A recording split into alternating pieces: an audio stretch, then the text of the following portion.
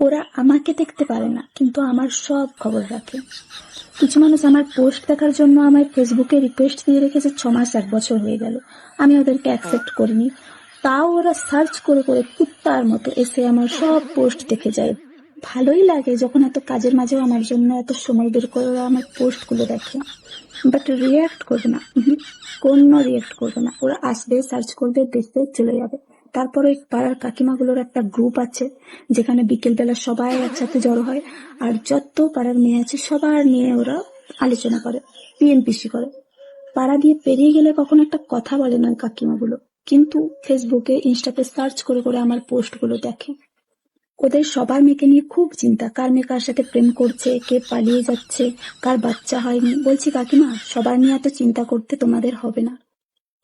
তোমাদেরও তো মেয়ে আছে, তোমরা ওদেরকে সামলে রাখো, তাহলে একটু কাজে লাগবে।